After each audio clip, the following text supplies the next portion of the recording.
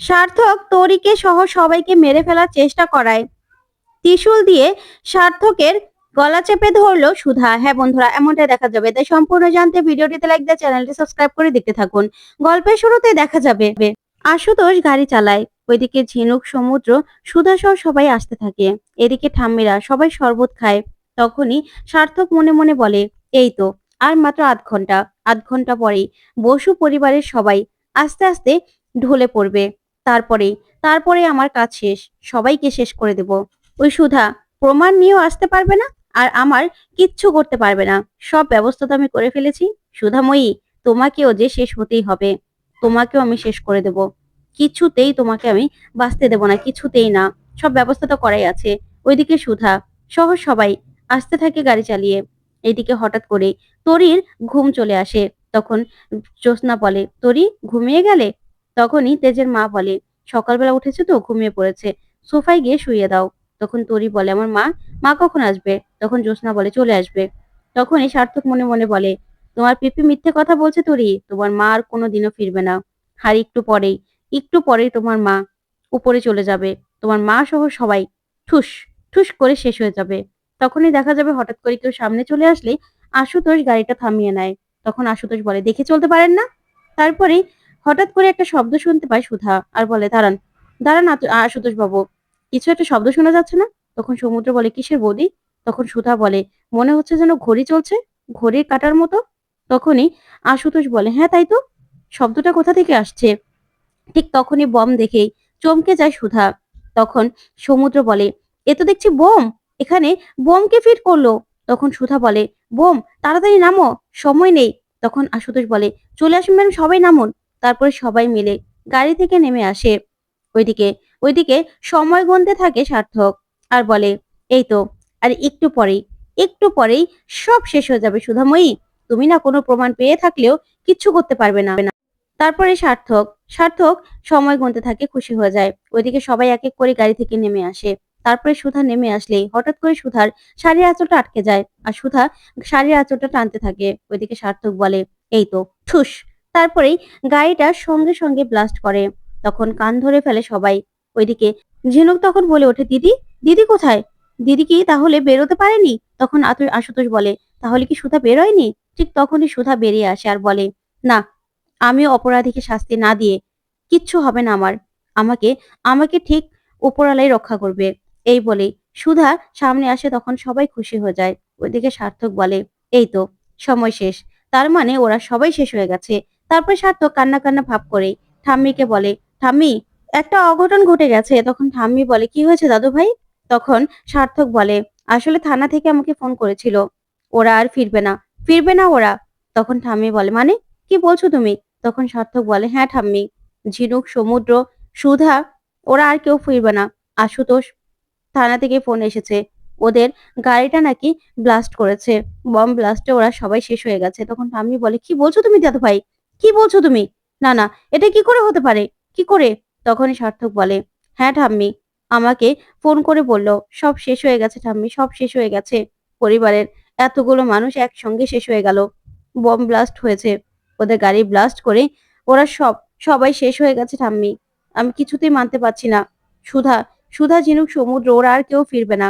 তখন তো তেজের মা সহ ঠাম্মি সহ সবাই মিলে অবাক হয়ে তাকিয়ে থাকে, আর বলে, কি বলছো? তখন ঠাম্মি বসে পড়ে আর বলে, কি বলছো, ওরা কেউ ফিরবে না? এটা কি করে হতে পারে? তখন জ্যোৎস্না বলে, আশুতোষ আশুতোষ ফিরবে না? কি বলছে? তখনই সার্থক বলে, হ্যাঁ, কেউ ফিরবে না দিদি, সব শেষ হয়ে গেছে, সব শেষ হয়ে গেছে। তাহলে আর এই পুজো দিয়ে কি হবে? এ পুজো, এ বাড়িতে কিচ্ছু হবে না। এই বলে পুজোর থালাটা ফেলে দিতে গেলেই তখনই সুধা এসে সার্থকের হাতটা ধরে ফেলে। তখন সার্থক সুধাকে দেখে চমকে যায়। তখন সুধার দিকে তাকিয়ে থাকে সার্থক। তখন সুধা তেজের দিকে বড় বড় করে চোখ করে তাকিয়ে থাকে। তখন সুধাকে দেখে বাড়ির সবাই বাড়ির সবাই অবাক হয়ে যায়। তখন ঠাম্মি বলে, সুধা, সুধা, তুমি ফিরে এসেছো? তখন জ্যোৎস্না বলে, সুধা, তুমি ফিরে এসেছো? তাহলে আশুতোষ কোথায়? ওইদিকে কাকুমণি বলে, ঝিনুক আর সমুদ্র, ওরা কোথায়? তখনই সার্থক বলে ওঠে, সুধা, তুমি তুমি তো তখন সুধা বলে, হ্যাঁ, আমি তো মারা গেছি, তাই না? গাড়ি ব্লাস্ট হয়ে আমি মারা গেছি, কি করে বেঁচে গেলাম সেটাই চিন্তা করছো, তাই না? তখন সার্থক ভয় পেয়ে যায় আর মনে মনে বলে, এ কি, সুধা তো বেঁচে আছে, তাহলে কি করে বাঁচলো, কি করে, কিছুই তো করতে পারছি না। তখনই দেখা যাবে সুধা সুধা ঠাম্মির কাছে ফিরে যায় আর বলে, ঠাম্মি, আমরা একদম ঠিক আছি।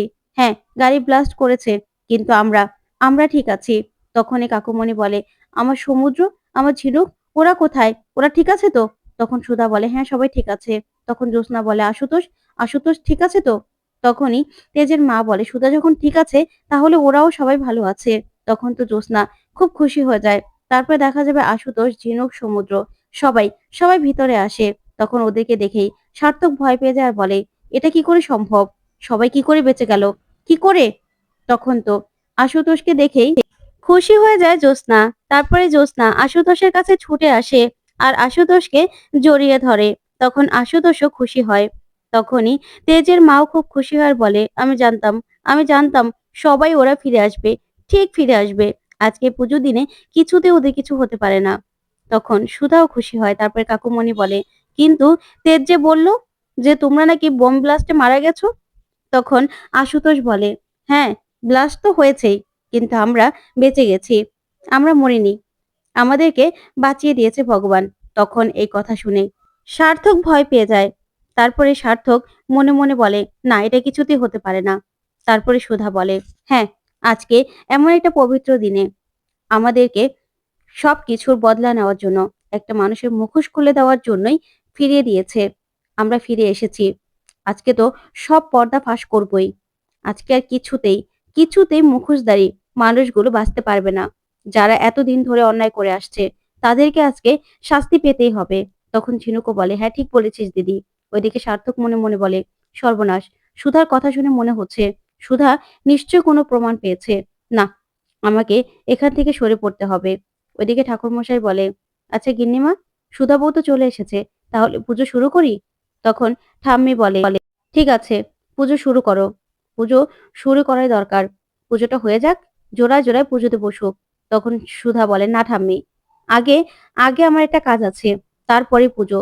তখন তেজের মা বলে, আবার কি সুধা, এবার তো পুজোর লগ্ন চলে যাবে। তখন কাকুমণি বলে, হ্যাঁ সুধা, কি হয়েছে? তখন সুধা বলে, না, আমি আগে পুজোতে কিছুতেই বসবো না। ঠিক তখনই তেজ সেখানে ত্রিশূল হাতে চলে আসে আর এসেই বলে, কেন সুধা, আগে পুজো, তারপরে বাকি যা হওয়ার হবে। এই বলেই মন্দিরে গিয়ে ত্রিশূলটা রেখে দেয় তেজ। তারপরে সুধা তাকিয়ে থাকে। তারপরে তেজ সুধার কাছে গিয়ে বলে, তোমার তেজ ফিরে এসেছে, তোমার তেজের সঙ্গে পুজো দেবে না? এই বলেই যখনই সুধার হাতটা ধরে, তখন সুধা সুধা চমকে যায় আর মনে মনে বলে, না, এটা তো সার্থকের ছোঁয়া না, এটা তো আমার তেজের ছোঁয়া। তখনই তেজ সুধাকে তাকিয়ে বলে, তোমার তেজকে তুমি চিনতে পারছো না? তোমার তেজ যে তোমার কাছে ফিরে এসেছে বীরঙ্গনা। তখন সুধা খুশি হয় আর তেজের দিকে তাকিয়ে থাকে আর বলে, আমার তেজ, আমার তেজ ফিরে এসেছে। তখন তেজ বলে, হ্যাঁ, তোমার তেজ তোমার কাছে ফিরে এসেছে।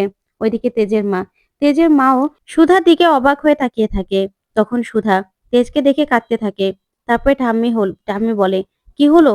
তারপরে সবাই পুজো দিতে বসে যায়। ওইদিকে সার্থক নিজের ঘরে গিয়ে দরজা দেয় আর বলে, না, এটা কিছুতেই হতে পারে না, আমি এইভাবে হেরে যেতে পারি না, সুধার কাছে আমি কিছুতে হারতে পারি না। এই বলেই সবকিছু ছুঁড়ে ফেলতে থাকে সার্থক। তারপর সার্থক বলে, না, কিছুতে হারবো না, এমনিতে না হলে, সোজা আঙুলে না হলে আঙুলটাকে বাঁকাতে হবে। এই বলে বন্দুকটা বের করে নেয় সার্থক আর বলে, এটা আছে তো, এবার সুধার সঙ্গে আমি সরাসরি সরাসরি লড়াই করব। সুধাকে আমি এটা দিয়ে একদম সবার সামনে গুলি করে মারবো। তারপরে দেখি সুধা কি করে। সুধা আমার পর্দা ফাঁস করবে না। আমি এত কষ্ট করে আমি নিজে মুখ পাল্টে তারপর এই বাড়ির উত্তরাধিকার হয়েছি। কিছুতেই কাউকে ছাড়বো না। আচ্ছা, এই বাড়ির মানুষগুলো যদি এই ওষুধে কোনো কাজ না করে, যদি ওরা না মরে, তখন কি করব? এই বন্দুকটা আছে তো, সবাইকে এক এক করে গুলি করে আমি শেষ করে দেব আমি।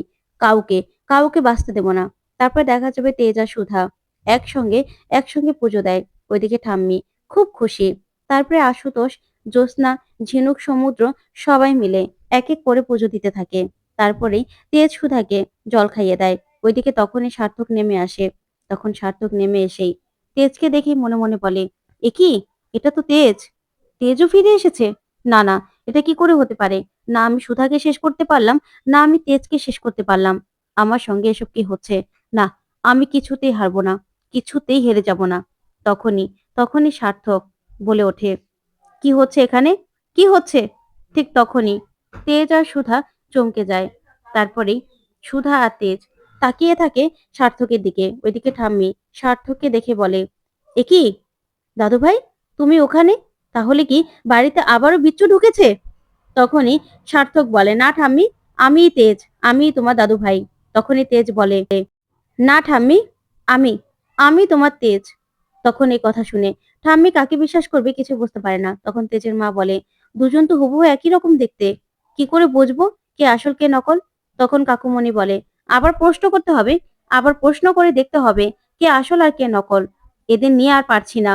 তখনই সুধা সুধা চমকে যায়। ওইদিকে তেজ বলে, ঠিক আছে, আবার প্রশ্ন করা হোক, এবার দেখি কে উত্তর দিতে পারে।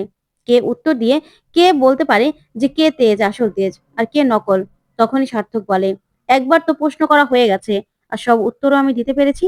তুমি তো তখন একটা উত্তরও দিতে পারোনি, আর এখন আবার চালাকি করছো। তুমি তো সারাক্ষণ সুধার সঙ্গে থাকো, সুধা নিশ্চয়ই তোমাকে বাকি কিছু বলেছে, সেই জন্যই তুমি আবার এসব খেলা খেলছো, তাই না? তোমাকে আমি ছাড়বো না। তখন তেজ বলে, তাই নাকি? বলো না। এবার তো আমি সবকিছু জানি, সবকিছু আমার মনে পড়ে গেছে। সুধার সুধার সাদা রং পছন্দ, আর সুধার জুঁই ফুল পছন্দ। তখন সুধা তেজের দিকে তাকিয়ে থাকে। তখন তেজ বলে, সুধা সুধা শুধুমাত্র ভারে এক কাপ চা খেতে পছন্দ করে, ভাগাভাগি করে। কি তাই তো সুধা? তখন সুধা খুশি হয়ে বলে, হ্যাঁ, একদম ঠিক। তখন সার্থক বলে, এসব তো জেনে নেওয়া একদম ইজি ব্যাপার। সুধাকে সুধাকে পাগল করে দিয়েছো নিজের প্রেমে। এখন সুধার থেকে এসব জানা কি কোনো অসম্ভব ব্যাপার নাকি? আর কি জানো তুমি? কি জানো? তখনই তেজ বলে, হ্যাঁ তাই তো। তাহলে আরো কিছু বলো না, আরো কিছু বলো। আচ্ছা, একবার সুধা ছাদের মধ্যে বন্ধ হয়ে গেছিল, তখন বৃষ্টিতেও জ্বর চলে এসেছিল। তখনই সার্থক বলে, হ্যাঁ, আমি সেবা যত্ন করে ওকে সুস্থ করেছিলাম। তখন তেজ বলে, আচ্ছা, ওকে ছাদে কে বন্ধ করে দিয়েছিল সেটা বলতে পারবে? সেটা বলো তো। তখন তখন এই কথা শুনে সার্থক চমকে যার বলে, কে আবার বন্ধ করবে? এমনি এমনি ছাদটা বন্ধ হয়ে গেছিল। তখন সুধা বলে, না, ছাদটা এমনি এমনি বন্ধ হয়ে যায়নি। আমার বৌদি আমার বৌদি আমাকে বন্ধ করে দিয়েছিল। তখন তেজ বলে, হ্যাঁ, সেটা জানা সম্ভব হয়নি, কারণ সুধার ডায়েরিতে সেটা তো আর লেখা ছিল না, তাই না? তার জন্য জানা হয়নি। সুধার ডায়েরি পড়ে তারপরেই কিভাবে আমাদের দেখা হয়েছে, কি হয়েছে না হয়েছে সবকিছুই তো জানতে পেরেছো। শুধু এই কথাটা লেখা ছিল না। তখন সুধা বলে, তাই তো, আমার বিয়ের আগে আমি তো সব কথা, ছোট ছোট সব কথা আমার ডায়েরিতে লিখে রাখতাম। তার মানে ওই ডায়েরি পড়েই সবকিছু জানা হয়েছিল, তাই তো? তখন সার্থক মনে মনে বলে, এটা কি করে সম্ভব? তাহলে কি তেজের স্মৃতি ফিরে এসেছে? তখন তেজ বলে, আমি না আরো অনেক কিছু জানি। সুধার সুধার পিঠের মধ্যে মাঝ বরাবর একটা তিল আছে, যেটা আমি ছাড়া আর কারো জানা সম্ভব নয়, আর কেউ জানেও না। আর আমার সুধাকে তুমি, ঠাম্মি, কি করে কি করে অবিশ্বাস করলে বলো তো? কি করে? যে সুধা আমার জন্য জীবন দিতে প্রস্তুত ছিল, সেই সুধাকে তুমি অবিশ্বাস করে ভুল করেছো ঠাম্মি। তুমি পাপ করেছো। যে দাদু ভাইকে তুমি ছোটবেলা থেকে বড় করেছো, সেই দাদু ভাইয়ের কথা তুমি বুঝতে পারলে না, তাকে তুমি চিনতে পারলে না। আমি তোরির জন্য আর সুধার জন্য আমার সব স্মৃতি ফিরে এসেছে। ওদেরকে ভালো করার জন্য, ওদেরকে সুস্থ রাখার জন্য, ভালো রাখার জন্য আমি আমি ফিরে এসেছি। আমার সব স্মৃতি ফিরে এসেছে ঠাম্মি। আর তুমি তুমি সুধাকে কলঙ্কিনী বানালে। তখন ঠাম্মি বলে, দাদু ভাই, আমার ভুল হয়ে গেছে। তোমাকে আমি ছোটবেলা থেকে কোলে পিঠে করে মানুষ করেছি, কিন্তু এরকম ভুল আমার কি করে হয়ে গেল? কি করে? আমি না বুঝতে পারছি না। আমার ভুল হয়ে গেছে, আমি আমার দাদু ভাইকে চিনতে পারিনি। তখনই তেজ বলে, নাচেনারি কথা। এই লোকটা এই লোকটা আমার চেহারা, আমার সবকিছু সবকিছু চুরি করে নিয়েছিল। এই লোকটা আর কেউ না ঠাম্মি, এই লোকটা হলো সার্থক। তখন তো তেজের মা চমকে যার বলে, কি বলছো তুই? সার্থক? এটা সার্থক? তখনই সুধা বলে, হ্যাঁ, এটা হলো সার্থক চ্যাটার্জি। ও মরেনি, সব প্রমাণ আমাদের কাছে আছে। সার্থক বেঁচে আছে। তারপরে দেখা যাবে সার্থক নিজেকে বাঁচাতে তরির মাথায় বন্দুক ধরে। তখন সুধা মন্দির থেকে সেই ত্রিশূলটা হাতে নিয়ে নেয়। তারপরে সার্থককে লাথি দিয়ে নিচে ফেলে সার্থকের বুকে পাড়া দিয়ে ত্রিশূল দিয়ে আঘাত করে। তো বন্ধুরা, কেমন লাগলো আজকের আপডেট? কমেন্ট করে জানাতে ভুলবে না। ধন্যবাদ।